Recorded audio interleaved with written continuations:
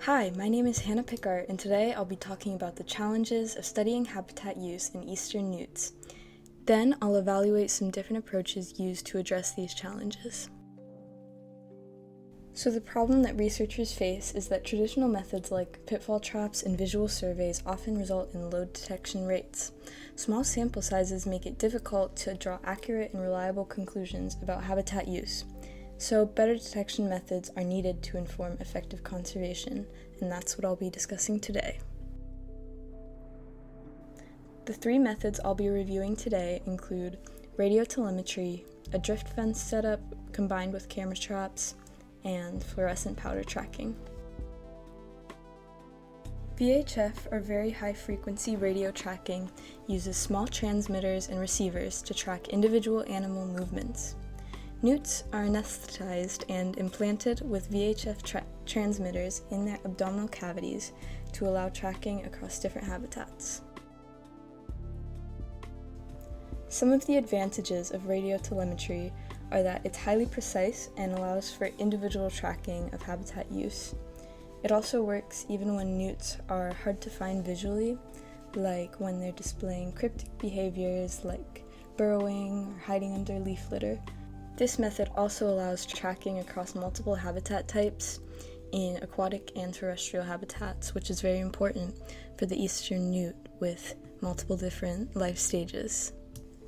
This method is limited in that it's invasive and requires surgery, which obviously presents a risk to the newts. And it's also quite labor intensive, with people having to go out and track each individual that we've tagged. Also, the newt's small size means that we have to use small batteries, which can have a limited battery life. The next method I'll be discussing uses drift fences that guide animals into buckets equipped with motion-triggered cameras. And as you may know, infrared cameras typically aren't great at detecting ectotherms because there's no difference in heat.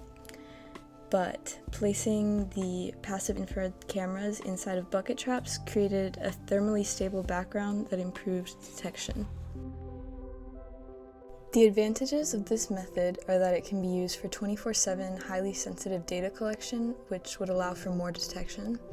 And compared to other methods, it also minimizes stress and mortality risk for the animals involved. Its disadvantages are the high setup cost and effort required. This could limit the number of sites we're able to sample, which ultimately affects our understanding of habitat selection. The cameras could also still miss small or slow-moving ectotherms like the eastern newt if the infrared trigger fails to detect them. And finally, it can only provide us with photo data and not individual tracking or body condition, limiting what we can infer about habitat quality. The last method I'll discuss is fluorescent powder tracking, which can be used to assess microhabitat use in small amphibians like the eastern newt. When their undersides are covered with fluorescent powder, newts will leave trails that can be easily seen later with UV flashlights. Some of the benefits of this method is that it can provide detailed information on short-term habitat use, like hiding underneath a rock or climbing up a branch. It's also non-invasive, and it's been found that the powder does not negatively affect their survival. This is also the most cost-effective method and doesn't require any expensive technology or expertise. On the downside, it can only be used for short time frames and short distances, which limits its applicability within studies. And its effectiveness also varies with environmental conditions, so rainfall can easily wash away or mix up trails, which really complicates data collection.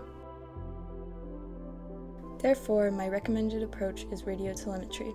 For eastern newts, especially in their cryptic eft or overwintering adult stages, radio telemetry is really the only reliable method for tracking habitat use. And also, in the future, it's likely to become more feasible as technology improves because battery and transmitter size will become less of a limitation.